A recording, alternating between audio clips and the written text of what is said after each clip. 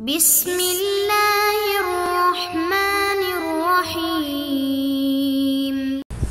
اعوذ باللہ من الشیطان الرجیم بسم اللہ الرحمن الرحیم مقاصد سوم کتاب البیع سبق نمبر 104 گفتگو تھی شرائط الوزین میں سے شرط ششم العلم بقدر المثمن مثمن کی مقدار معلوم ہونی چاہیے وزنا و کیلا و مشاہدتا و عددا وغیر ذالک. تو دلیل اس کی کیا تھی؟ اجماع منقول اور نبی مشہور کہ نہى النبی عن الغرر اور دوسری روایت کو جو ذکر ہوئی. اس کے بعد گفتگو یہ ہوئی کہ بالآخر اعتبار مقدرات غیر متعارفہ ان کے بارے میں کیا حکم ہے. تو اس کا جواب یہ تھا کہ معیار اگر غرر شخصی ہے تو پھر تو کوئی حرج نہیں. اگر غرر شخصی ختم ہو رہا ہے تو مکیل کو موزون کو مکیل کے طور پہ بیچنے میں کوئی حرج نہیں ہے. لیکن اگر مراد غرر نوعی ہے کہ جیسا کہ اخبار اس پر رد کرتی ہیں تو اس میں پھر گفتگو کی ضرورت ہے. لذا مکیل کو موزون اور موزون کو کیل کے طور پہ بیچنے کے حکم میں دو مقامات میں گفتگو تھی، اور آج انشاءاللہ پہلا مقام ذکر کریں گے اور دوسرے مقام کے بارے میں کل انشاءاللہ. تو فرماتے ہیں مسئلہ التقدیر بغیر ما يتعارف التقدیر بھی الکلام فی مقامین. اما المقام الاول هو التقدیر بغیر ما تعارف تقدیره به من حیث جعله طریقا الى ما تعارف فيه. وہ دو مقام یہ تھے کہ غیر متعارف مقدار کے ساتھ اگر بیچ رہے ہیں تو یا تو اس تقدیر جدید کو طریق قرار دے رہے ہیں یا سبیل قرار دے رہے ہیں یا استکشاف قرار دے رہے ہیں. یہ تینوں عبارتیں محشین نے ذکر کی ہیں. تو یہ پہلی صورت ہو گئی. دوسری صورت یہ تھی کہ نا یہ تقدیر جدید یہ ایک مستقل ہے، طریق نہیں ہے، استکشاف اور سبیل نہیں ہے. یہ دوسرا مقام. تو مقام اول کہ طریق ہے، سبیل ہے یا استکشاف ہے، تو پھر اس کی دو صورتیں ہیں. یا تو کیل اور وزن کے درمیان تفاوت اتنا کم ہے کہ تسامح کیا جا سکتا ہے، یا نہ زیادہ ہے کہ جس میں تسامح نہیں کیا جا سکتا. اگر تسامح کیا جا سکتا ہے تو ظاہر یہ ہے کہ جائز ہے، اس طریقے سے بیچ سکتے ہیں. اور اگر تسامح نہیں کیا جا سکتا تو پھر بھی جناب مصنف فرماتے ہیں جائز ہے، اس وجہ سے کہ اس کو عرف میں اندازہ نہیں کیا جا سکتا. لذا چونکہ وہاں پر بھی غرر پیش نہیں آ رہا لذا اس صورت میں بھی جائز ہے. تو فرماتے ہیں التقدیر بغیر ما تعارف تقدیر به من حیث جعله طریقا الى ما تعارف فیہ. تو اس کی دو صورتیں ہیں. نمبر ایک فقط یکون التفاوت یعنی التفاوت بین الوزن والکیل.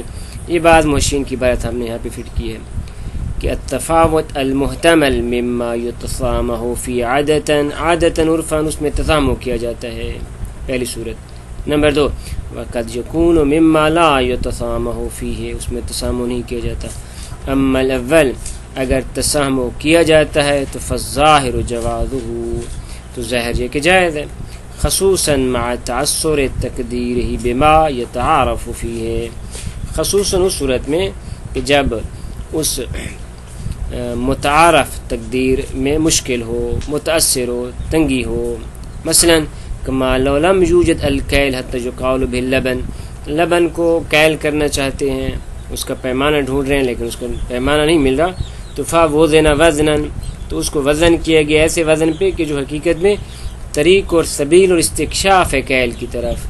اور وکان التفاوت المحتمل مثقالا فی کل من، اور جب پتہ چلتا ہے کہ میاں وزن اور کیل میں جو تفاوت ہے، تفاوت احتمالی، وہ من میں سے ایک مثقال ہے. من سے مراد عربی من یعنی 3 کلو میں سے ایک مثقال جتنا تفاوت ہے. فرماتے اس میں کوئی حرج نہیں، لأن ذلك غیر خارج فی الحقیقہ عن تقدیر مما یتعارف فیہ، کیونکہ حقیقت میں یہ متعارف سے باہر نہیں ہے، متعارف بھی ایسا ہی ہے.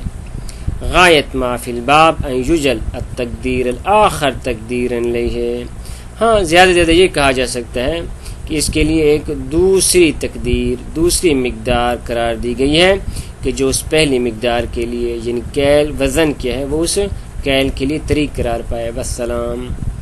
وَيُؤَيِّدُهُ فرماتے ہیں اس کہ جواز کی تائید میں یہ روایت ہے، روایت عبد الملک بن عامر قال قلت لأبی عبداللہ علیہ السلام، میں نے امام سے پوچھا، امام جعفر صادق علیہ السلام سے پوچھا، اشتری 100 راویہ من زیت، راویہ سقا یعنی جسے آپ مشک کہہ سکتے ہیں.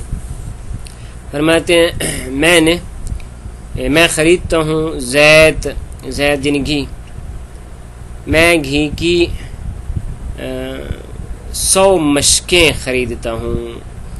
جا مشین نے ذکر کیا کہ راویہ سے مراد وہ سقال کبیر کہ یحمل علی الابل کہ جس کو اونٹ پہ لادا جاتا ہے، اتنی بڑی وہ مشک ہے کہ اس کو اونٹ پہ لاد کے لے آتے ہیں. تو کہتے ہیں کہ میں ایسا ہوتا ہے کاروبار ہے میرا کہ میں گھی کی 100 مشکیں خریدتا ہوں. فاعترض راویہ و اثنتین فازنہما، تو ان میں سے 1 یا 2 مشکوں کا میں وزن کر لیتا ہوں.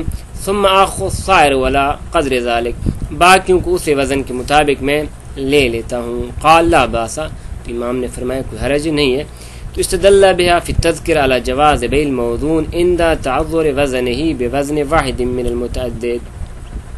فرماتے اس روایت کے ساتھ علامہ ہلی رحمۃ اللہ علیہ نے اپنی کتاب تذکرہ میں استدلال کیا ہے اس صورت میں کہ جب فرماتے ہیں موزون کی بیع پر، اس صورت میں کہ جب اس کا وزن متعدد اوزان کے حساب سے متعذر ہو تو کیا کیا جاتا ہے، ان میں سے 1 کا وزن کر لیا جاتا ہے اور باقی تمام چیزوں کو اس 1 یا 2 اوزان کی طرف نسبت دے دیتے ہیں.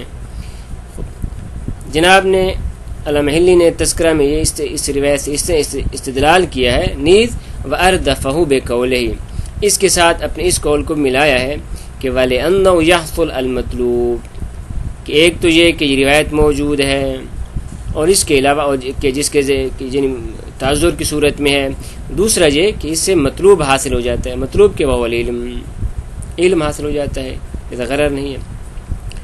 شیخ انصاری رحمۃ اللہ علیہ فرماتے ہیں استدلال الثانی، یہ دوسرا استدلال، اور وہ کیا تھا، یحصل العلم، کہ اس سے مطلوب اور علم حاصل ہو جاتا ہے.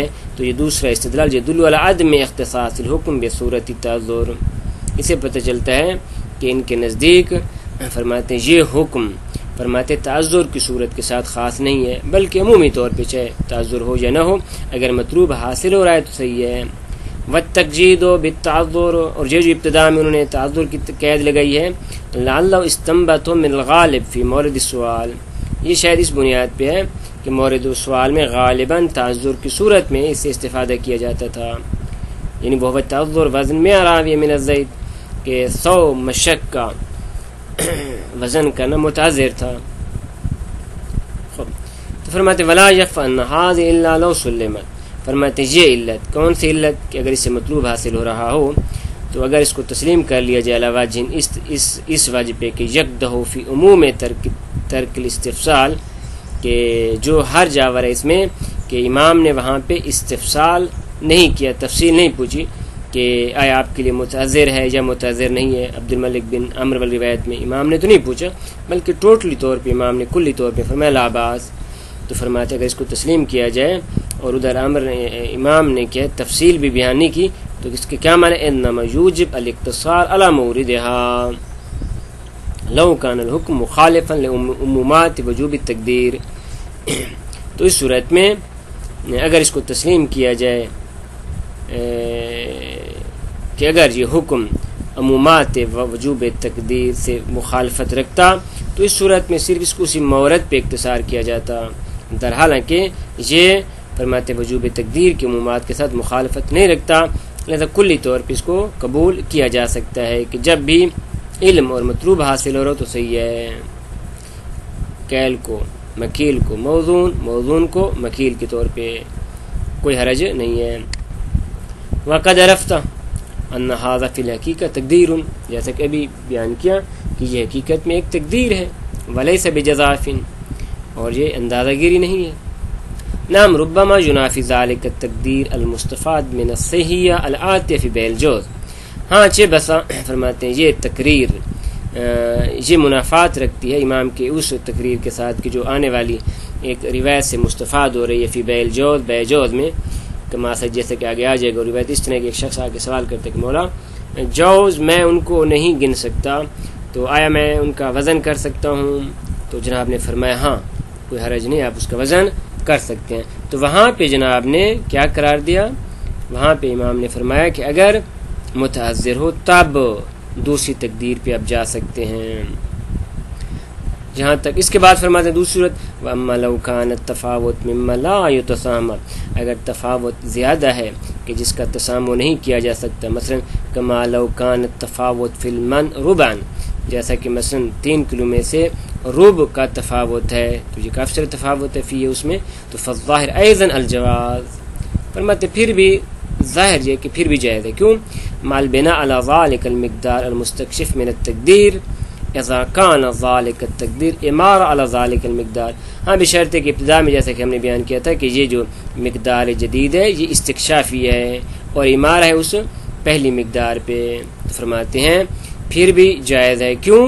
لأن ذلك ایضا خارج عن الجزاف، کیونکہ اس صورت میں بھی یہ اندازے سے خارج نہیں ہے کہ آپ کہیں جزافن بیچ رہا ہے، اندازے سے بیچ رہے نا، یہ علمن اور ظنن بیچ رہا ہے، تو فرماتے فیکون نظیر اخبار البیع بالکیل، تو یہ گویا اس طرح ہو جائے گا جیسے کہ ایک روایت میں پہلے گزر چکا ہے کہ بائع وہ کہہ رہا ہے ایک کیل کی خود وہ خبر دے رہا ہے کہ میاں میں نے اس کو اس طرح اس کو ناپا ہے، تو جس طرح وہاں پہ آپ تصدیق کر سکتے ہیں تو یہاں پر بھی آپ تصدیق کر لیں، البتہ وَيَتَخَيَّرُ الْمُشْتَرِي لُنَكَاسِ، اگر بعد میں دیکھیں مشتری کی کمی واقع ہو رہی ہے تو اسے خیار حاصل ہے۔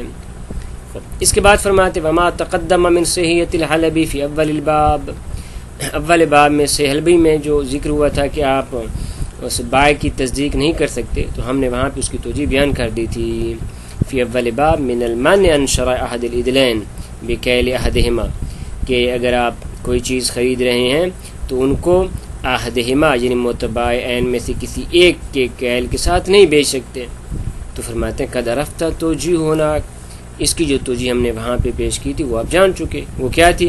اذ حملنا الصحیح، کہ ہم نے اس صحیح کو حمل کیا تھا علی ما اذا اشترى العدل سواء، اس صورت میں کہ جب اس نے یہ مقدار خریدی ہو سواء زیادہ او نقصا، چاہے وہ جو دوسری عدل ہے وہ چاہے کم ہو یا زیاد، بدون ان یکون مصدقا للبائع فیما یخبر، اس صورت میں کہ جب وہ بائع کی تصدیق نہ کرے اس کی خبر میں، لیکن جب بائع کی تصدیق کی جا سکتی ہے تو کوئی حرج نہیں۔